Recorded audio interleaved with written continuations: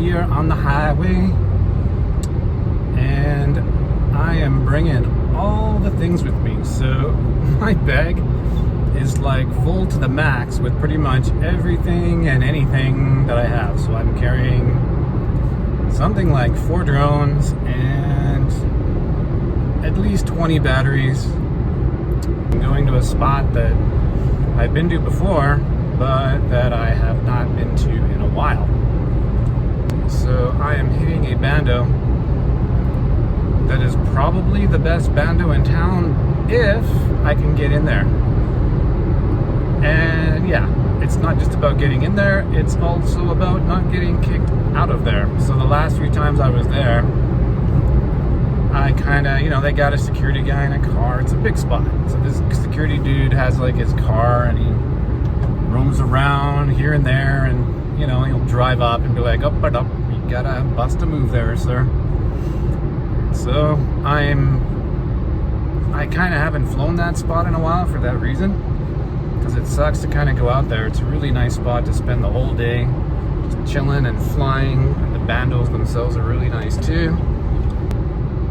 It's a nice spot, but because I started getting kicked out all the time, I kind of stopped flying it, and I haven't flown it in ages now. So my hope is that maybe they have relaxed the security protocols around there or something. We'll see. You never know. Bandos are always changing, and the circumstances around bandos are always changing. One bonus to driving a rent-a-car here is that they're pretty nondescript and low status. They're the kind of car that some average construction dude might drive or whatever. It's not like I'm showing up to some random spot in a Lamborghini and gonna attract a whole bunch of attention. So maybe that'll work in my favor. Alright, so I exited the road a bit quick. It's all good. I can do that. Trust me, I'm a professional. Alright. I don't think the rent-a-car is making it through that though. This is where it gets fun. So now, it's like, where do I want to park? Hello, birdies. Alright.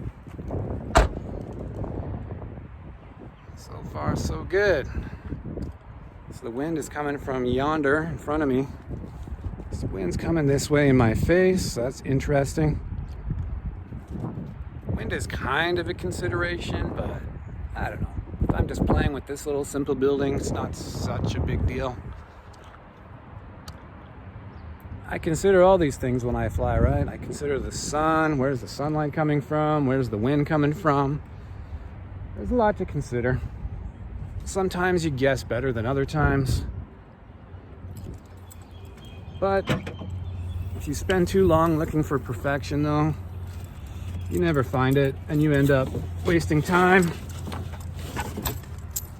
Paralysis by analysis is what I like to call it.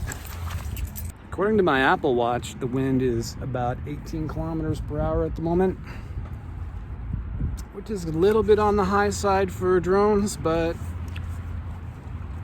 I can deal with it depending on the spot. I really did want to fly down the road, but I'm gonna just chill out here, I think. Yeah, I thought I heard car tires crunching, but I didn't.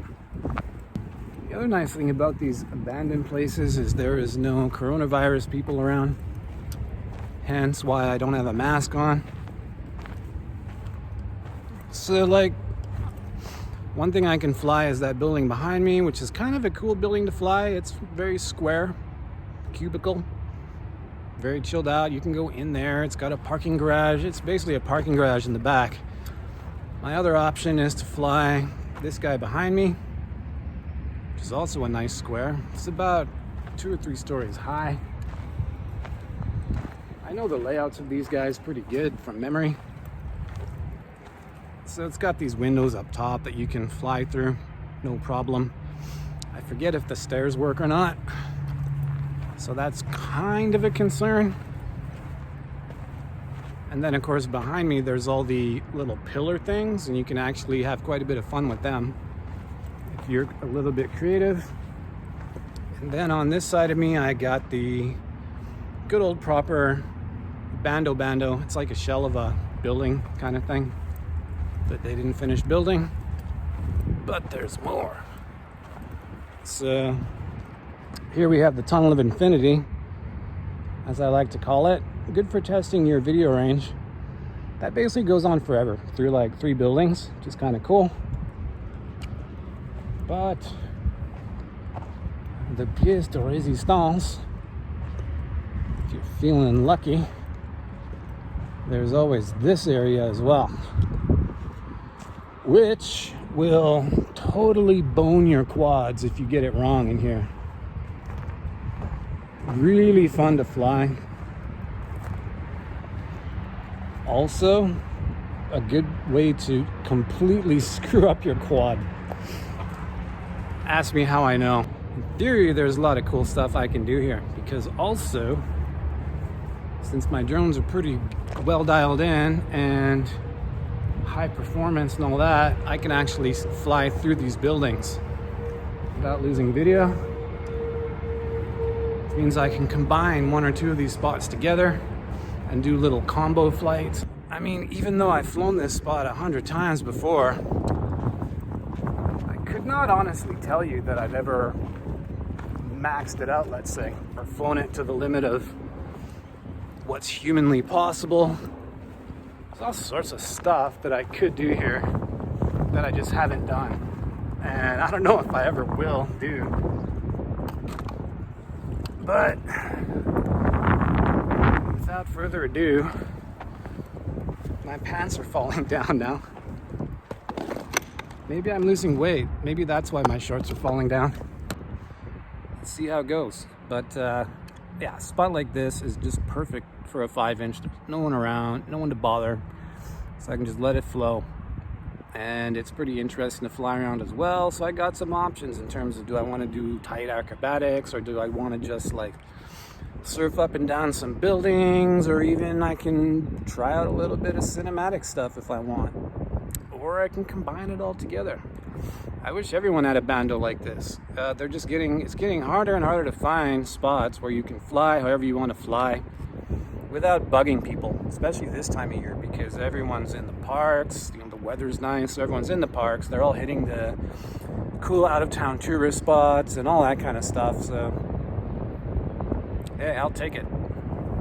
I haven't been at this spot in quite a long time, and I didn't really know what to expect when I rolled up here, but happily, aside from a little bit of a breeze, not much at all has changed. So I'm really glad for that.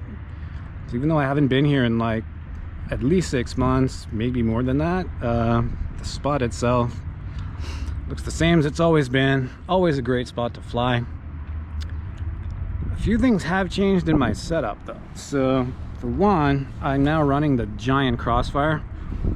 So I'm running this ridiculously huge 3S like battery into this Crossfire, and you can see the guy's running 2 watts. I know that's overkill, but I like it. It's a couple of things I love about the giant Crossfire, despite the fact that it's bulky as hell, is that I can run more watts. I've got it on 2 watts. I might bump that down to 1 watt. That's a bit crazy. It's a bit more cumbersome, but since I sit, it's not that big of a deal.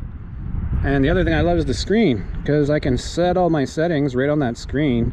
I can bind quads, do everything I need to do. So it's kind of cool. It makes the radio super heavy, but I do love the full Crossfire. The other thing I've changed is my VTXs. So, I mean, all apologies to Team Black Sheep, but I switched to the Rush Tank Ultimate. I think really like here is that I can see exactly what the hell's going on with my video situation at a glance. So red is channels and blue is band. So I can also see what milliwatts I'm running. So, you know, typically I turn on the quad and green is 25, and so I pull it out of the box at 25 so the guy doesn't overheat, and then I'll bump it up to like whatever I want, right up to, I don't know, I think this is max or 800 or whatever. So the other thing I'm running that's new is these are the Silk V3 motors. So I went through a whole tragedy where I was running the V2s. I broke my last spare motor and I had no more spares, and I have 2 quads. So I had to get new motors, and it freaked me out because I was like, what motors should I get, da da da da da. But long story short, there's a lot of really great motors out there, but these motors do what I like. They've got a nice mix of efficiency. I love the power curve. I use a lot of throttle to control my flying, and these things have really linear throttle control. Having said that though, I don't have a lot of packs on the V3s, so although I loved the V2 Silk motors, I don't know how the V3s are going to perform. They shouldn't be really different. It's the same motor basically with a different bearing. In theory they should be a little bit tougher and more durable as well, because it's got a 9mm bearing instead of an 8mm. And yeah, the other reason that I really like these motors is spare parts availability. So many motors you get on the market are like you can't get spare bells, or you can't get spare bearings, or the motor is, you know, the hot thing for like 6 months, then it disappears and you can't find replacements, and that sucks. So at least when I go with these motors, I know it's going to be around for like a good year or two, and I can find spare bells and I can find bearings. I break a lot of bells, you know, they get bent.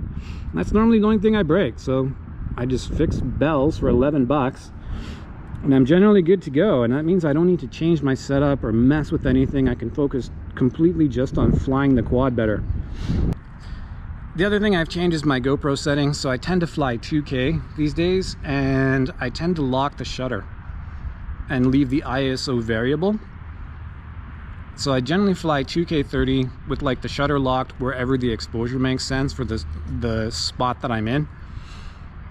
The reason for that is because I'm trying to avoid the whole overexposure, underexposure adjustment thing that happens when I go into dark spots and out of dark spots into lighter spots. However, oh yeah, it also cures a little bit of jitteriness I sometimes see in darker light settings on my hypersmooth. So sometimes the stabilization here freaks out when you've got like variable ISO and variable shutter at the same time, and it just doesn't know what to do. So I'm playing around with that. The nice thing of doing it on the full GoPro is I've got a monitor. So yeah, I mean, it looks pretty okay. So I can always check the back screen, and then I know that I'm probably gonna like fiddle with the exposure as the day goes on, but whatever, let's just fly. I see some nice light, so all right. So we've done a little quick tweak to the shutter, which is still locked. It's not locked on 240 right now. I'm gonna keep flying here. I don't know what's gonna happen when I fly inside the buildings. It might go all pitch dark or something, but whatever, man. I'm just playing with stuff. I keep thinking that my own rent-a-car is actually the security dudes behind me, and I'm like, ugh! Then I realize it's just my car. Alright, so I have 16 minutes till sunset. So that means the light's going to change very rapidly. I'm having to change my shutter speed basically every like 2 packs, which I get because I'm running manual settings on my GoPro. It's when it gets close to sunset that having a really reliable quad means a lot, because you need to just land it, shove it in a pack and fly it, land it, shove it in a pack and fly it, because every single second counts. Every second you waste messing around with stuff is just flight time gone, and it's like you exponentially waste flight time when you're messing around near sunset. So it's kind of the deal.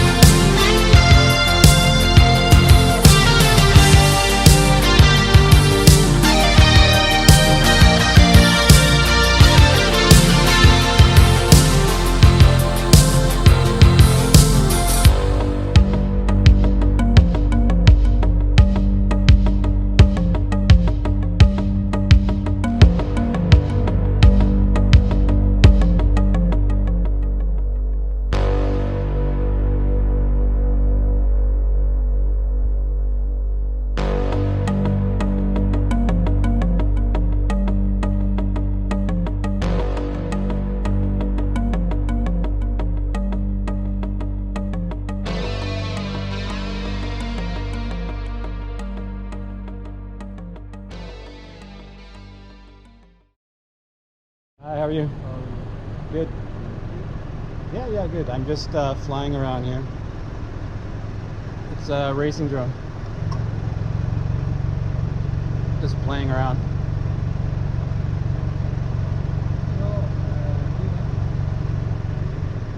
This project is not working.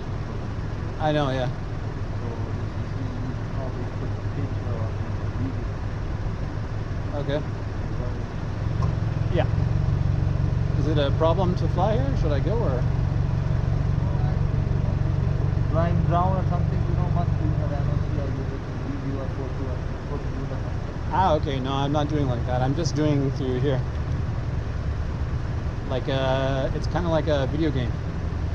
So I can fly through here, the drone. Yeah, it's not for like recording. It's not for like photography stuff. All right, man. Cool. Thank you. No problem. I feel kind of bad for lying. But then again, only 2 people watch my YouTube videos, so technically I'm not doing anything. One kind of weird thing about not flying a spot for a really long time is that, like, I've been flying in so many different spots that I've picked up different habits. So it seems that I'm flying this spot in a different way than like I normally would have, which is kind of cool. Like, it's interesting. It's just my approach to spots, even though I know this spot and I've already got lines in my head through this spot that I know work and all that.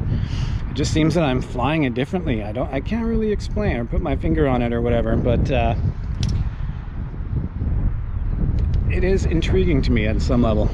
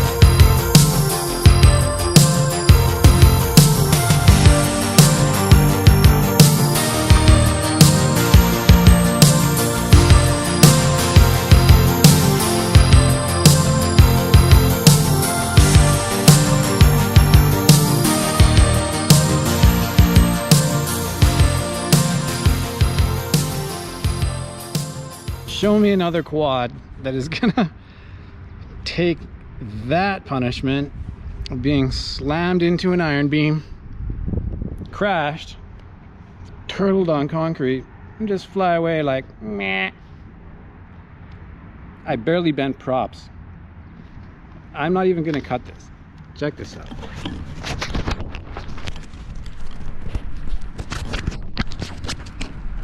Like, I haven't even unplugged the quad yet. So this is just funny. So the quad is still plugged in. I'm just gonna turn this video down. All right, so I've got paint from the iron beams that I hit going upside down or whatever I was doing, I forget.